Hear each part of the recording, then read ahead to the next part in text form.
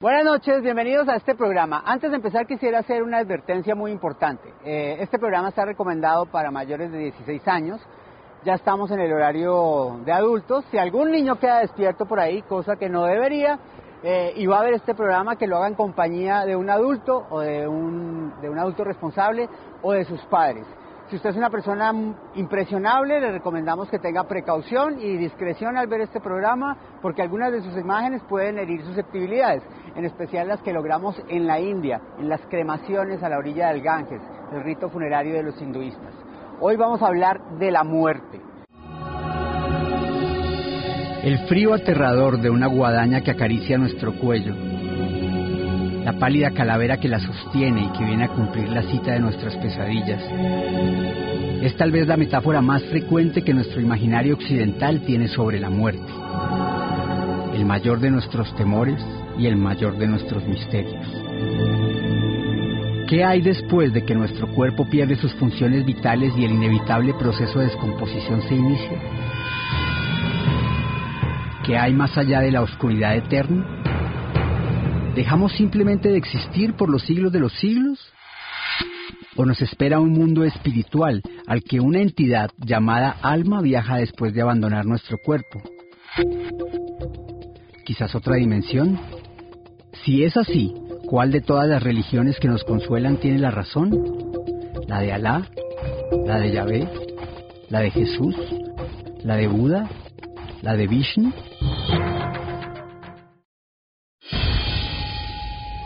Hasta hoy nadie tiene una respuesta, y para los que esa duda no existe, generalmente es porque basan su certeza en la fe, creer porque sí.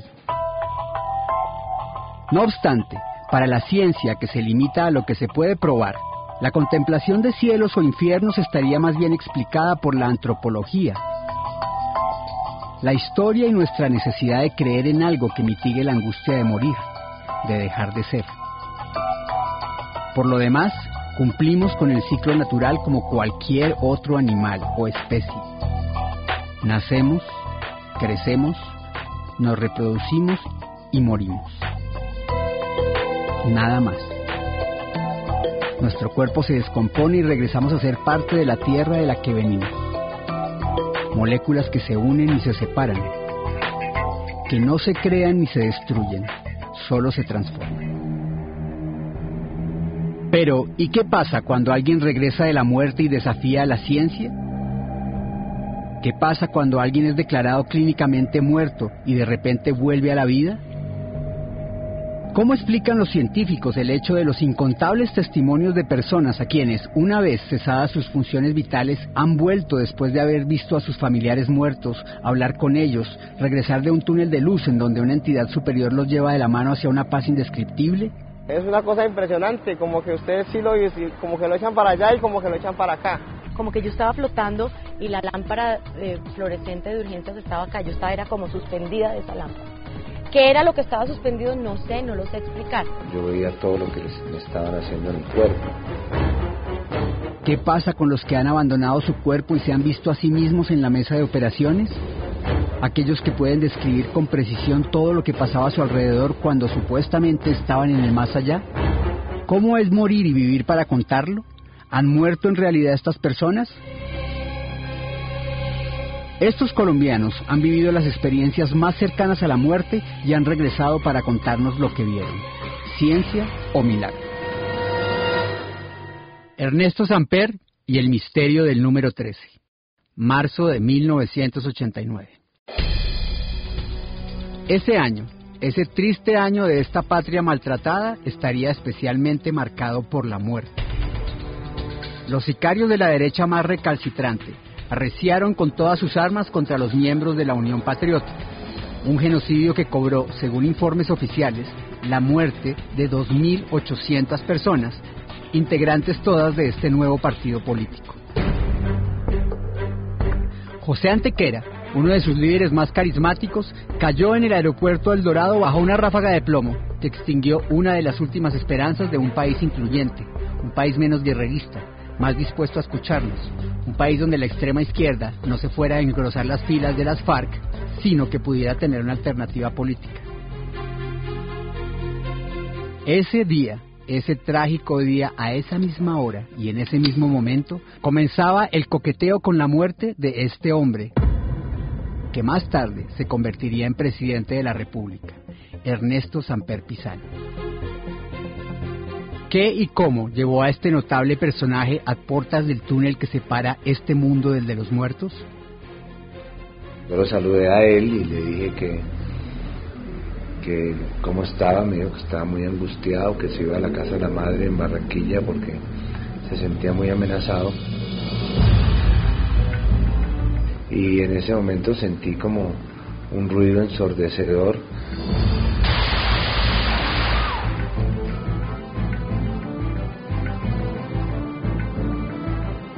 Siguiente que vine a saber es que estaba en el suelo, tendido. Volteé a mirar y vi que Antequera estaba boca arriba con un hilo de sangre en la boca. Me di cuenta que lo habían asesinado.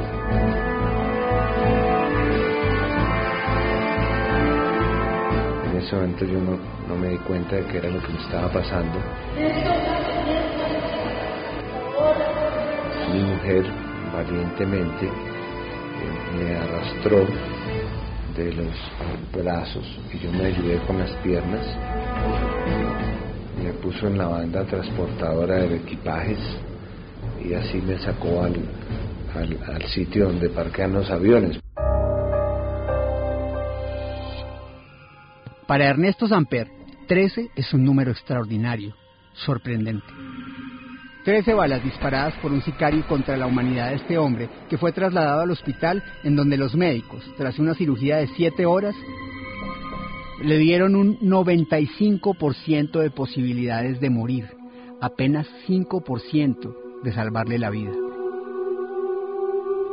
Una pequeña puertecita que lo conducía justo en ese momento a un mundo desconocido, a un mundo plácido, en donde se reencontraría pronto con su querido abuelo. ¿Cómo es la experiencia de ver lo que la ciencia apenas puede explicar? Él lo sabe. Y fue en ese momento cuando viví mi experiencia, la experiencia más vital que he vivido en toda mi vida. Yo al principio comencé a ver que mi cuerpo se desdoblaba y que yo podía ver desde un rincón del cuarto donde estaba, yo veía todo lo que me estaban haciendo en el cuerpo,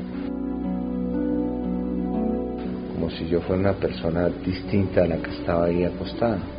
No me sentí como en un túnel como algunos piensan, sino yo me sentí como flotando por encima, como en una haz de luz, y veía abajo lo que han sido los episodios más importantes de mi vida. Vi lo que había sido mi primera comunión, cómo me ha afectado la muerte de mi abuelo, que yo quería mucho.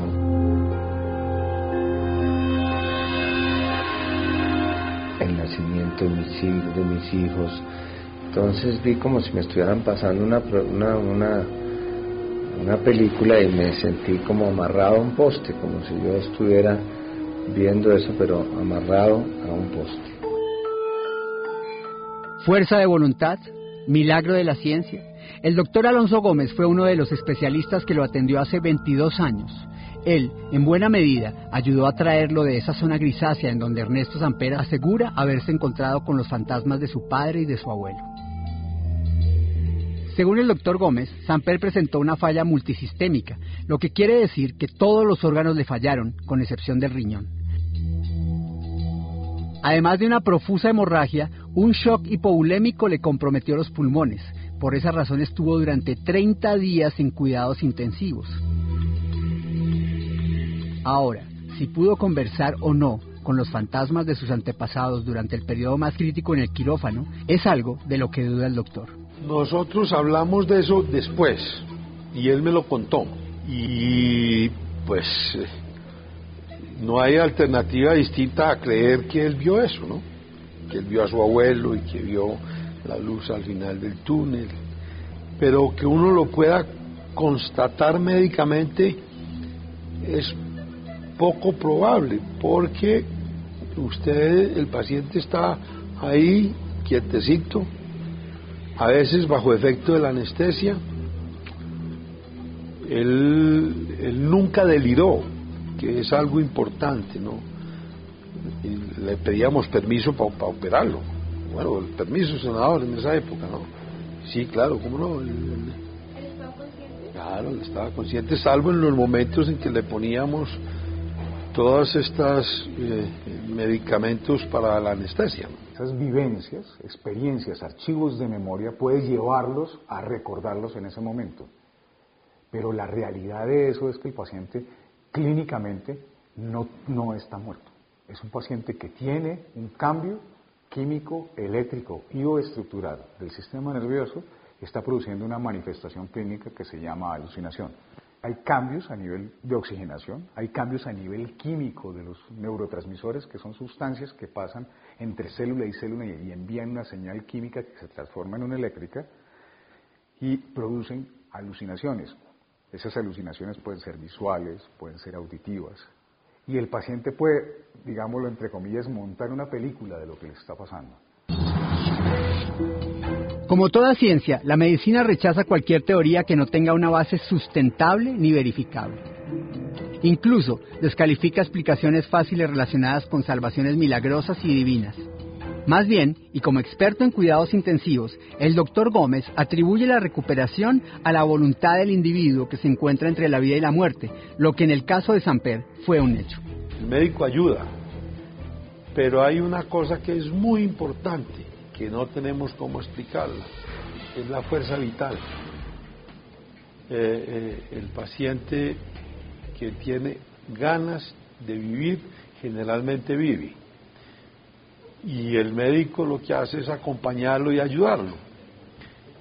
Imagínense usted un trapecista que va por una cuerda y que tiene que atravesar de un lado al otro por la cuerda.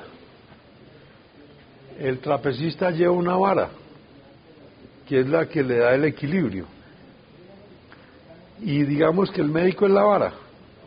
Nosotros le ponemos un medicamento para que cuando se echa acá, entonces le pone una coleta para que vuelva. Pero él tiene que caminar y tiene que pasar.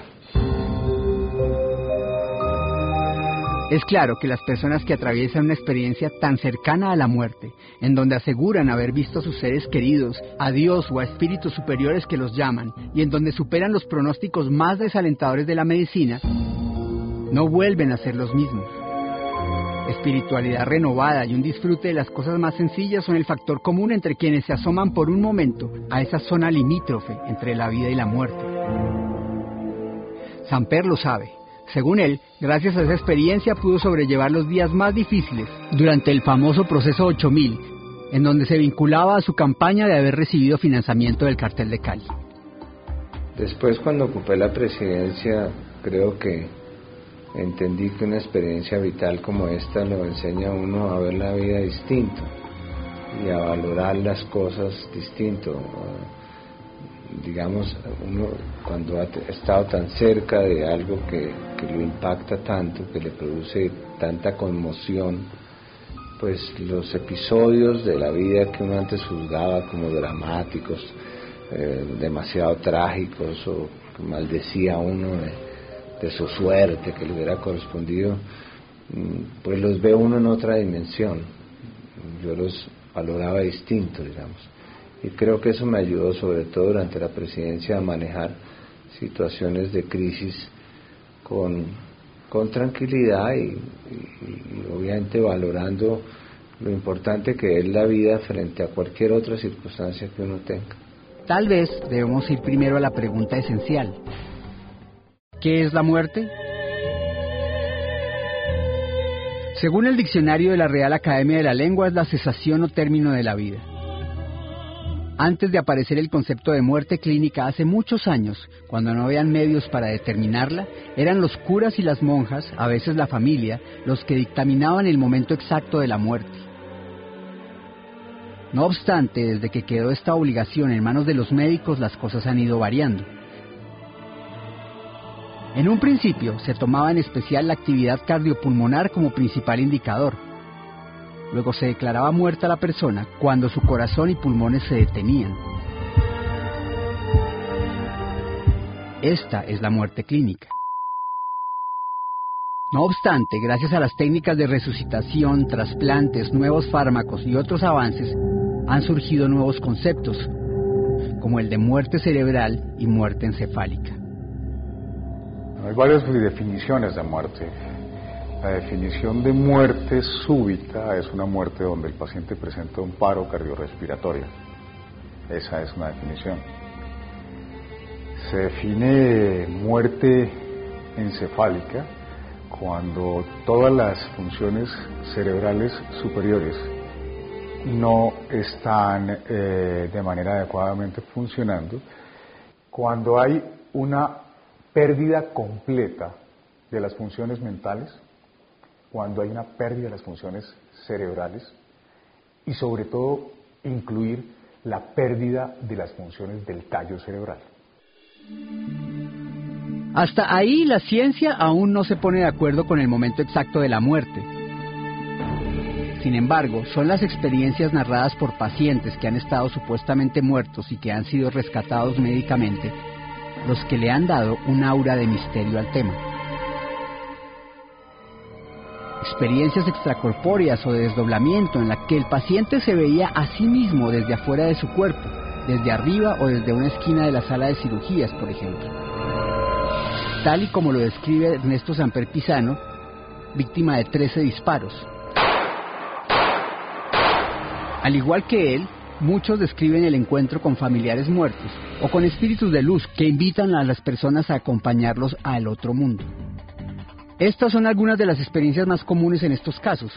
Pero muchas de las personas replican también experiencias previas, es decir, en el imaginario colectivo existe la percepción de que las personas que han tenido situaciones inminentes con la muerte y han regresado, pues la más común es la visión tubular, pero tú puedes oír descripciones de muchas personas también muy distintas, la sensación de caminar sobre nubes, la visión de un campo pues muy agradable, un día muy tranquilo, es decir, no necesariamente y exclusivamente estos fenómenos neurobiológicos se expresan solo dentro de una visión tubular, sino que siempre existe una relación entre el fenómeno del cerebro y las características del individuo. En 1975, el Dr. Raymond Moody, en su libro Vida después de la vida, publica el primer estudio sobre las experiencias cercanas a la muerte, descritas por varios pacientes alrededor del mundo, resucitados en especial en casos de infarto o paro cardíaco respiratorio. El Dr. Moody encontró varios elementos comunes. El porcentaje de personas que en teoría habían regresado de la muerte y que describían una experiencia extracorporal coincidían en algunos fenómenos. Un profundo sentimiento de paz y tranquilidad, la visión de un túnel oscuro en el que una fuerte luz al final los llamaba o atraía. El tema se puso entonces de moda, engrosó la larga lista de bestsellers vendidos con la nueva era. Muchos libros pseudocientíficos o pseudoespirituales se publicaron. El tema fue un éxito, aún lo es. La idea de una vida después de la muerte nos atrae y además nos consuela. No obstante, los argumentos que rebatirían el origen paranormal de estos fenómenos y las pruebas científicas del origen de algunos de ellos no tardarían en llegar.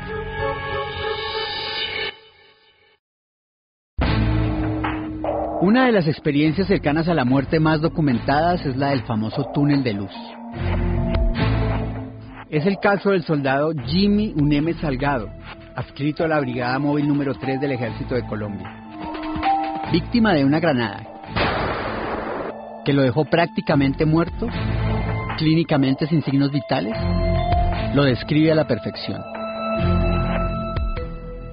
Yo sentí eso, pero cuando estaba como en coma, en los tiempos que estuve en coma. Me acuerdo que, que yo era, las ganas de yo vivir tan verdagas que yo siempre decía en mis sueños, no sé cómo, no, yo no me quiero morir, yo veía como que sí, ya me iba, como que no, ¿sí me entiende? Por eso digo que ese túnel, el que lo haya visto es cierto, esa luz que ven, eso es muy cierto porque uno la ve, uno ve que uno se va a ir y uno como que no, yo no me quiero no irse para acá y pídale a mi Dios y reste, y uno piensa en todo, piensa en sus hijos, en su familia, en todo usted piensa, ¿te acuerdas hasta la última palabra que hizo? Pero la respuesta podría no estar en el más allá. La respuesta podría estar aquí,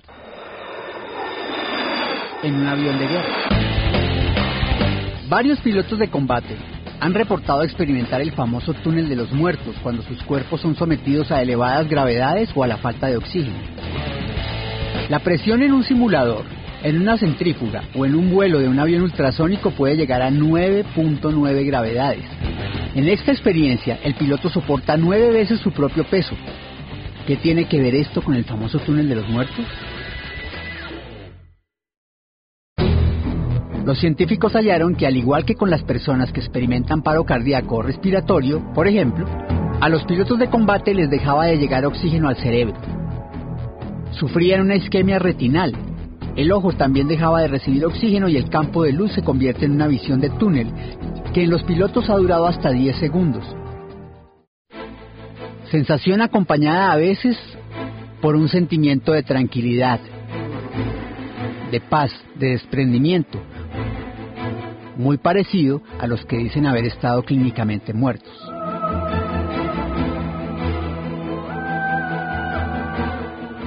De la misma manera, la visión de familiares muertos o espíritus que invitan a la otra vida son comparados con muchos médicos con las alucinaciones causadas por estados febriles, enfermedades como el Parkinson, desórdenes cerebrales, y estarían relacionadas con la secreción de endorfinas y otros químicos en el cerebro cuando el cuerpo percibe que va a dejar de existir, cuando deja de llegar oxígeno al cerebro.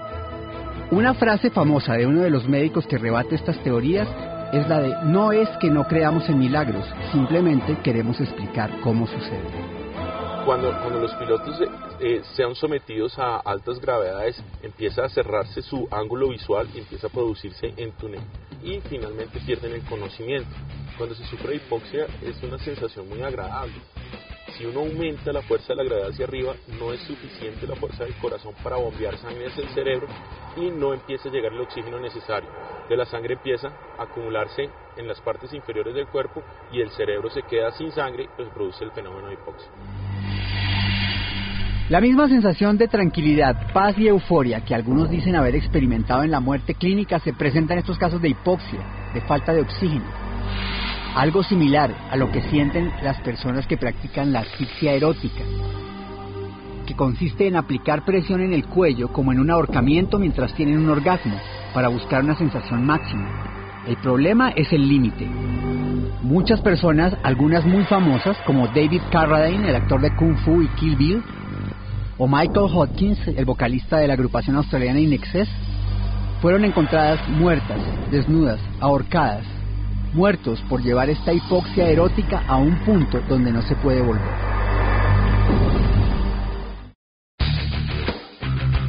Un piloto de guerra no puede llegar ni siquiera a la inconsciencia, se estrellaría y moriría, por eso el entrenamiento y el traje tan especiales. Específicamente en el vuelo en cámara hipovárica, experimentan todos los efectos generados por el cambio de presión. Ellos, al aprender a reconocer estos efectos, pueden entender el manejo de los equipos de soporte vital básico. He podido experimentar en cada uno, no en todos los vuelos, pero sí dependiendo la exigencia de cada uno de estos. Igual uno no puede dejar pues avanzar tanto este tipo de visión en túnel, sino manejarla de tal forma que puedas tener siempre control de la aeronave, porque en el caso de que entremos en misión en túnel y la dejemos avanzar, podemos llegar a una pérdida de conciencia, la cual puede ser fatal o riesgoso para la tripulación de la aeronave que se encuentre volando. Volar un avión supersónico y alcanzar alturas de 75.000 pies puede ser una experiencia cercana al cielo, al éxtasis. Puedo dar fe de ello. Pero pilotear un avión de combate es caminar por los linderos de la muerte, no solo por el riesgo de ser derribado por el enemigo, sino por la hipoxia y la fuerza de gravedad que afectan el cerebro. Para muchos, la coincidencia entre lo que experimentan los pilotos y las personas que dicen haber estado clínicamente muertas explicaría el famoso túnel de luz y la sensación de paz que se experimenta. ¿Usted qué cree? No obstante, las experiencias cercanas a la muerte no siempre son placenteras, ni llenas de ángeles ni espíritus de luz. Muchas veces son de angustia y temor. Temor a morir. Ya volvemos. Ernesto Samper es un personaje muy controversial. Está lleno de defensores y de detractores. Fue presidente de la República. quisimos no hablar de nada que tuviera que ver con sus escándalos políticos, con su presidencia, con su buena o mala administración, y más bien limitarnos a su historia, la de un hombre que recibió 13 disparos y sobrevivió para contarlo. Una historia que merece todo nuestro respeto. Pero ¿cómo es la vida? Esta semana, mientras hacíamos este programa, murió el fiscal Adolfo Salamanca, que fuera uno de los protagonistas de ese proceso 8000 que se abrió contra Ernesto Samper, del que finalmente fue absuelto. Bueno, vamos a un corte de comerciales y al regreso nos vamos a ver el rito de la muerte en Varanasi, en la India. A ver la diferencia entre la concepción de la muerte que tenemos nosotros los occidentales y los orientales. Y a conocer el caso de una persona que también estuvo en esa frontera entre la vida y la muerte, pero para quien la experiencia no fue gratificante. No vio un túnel de luz, no vio a sus familiares, vio angustia y miedo. Ya regresamos.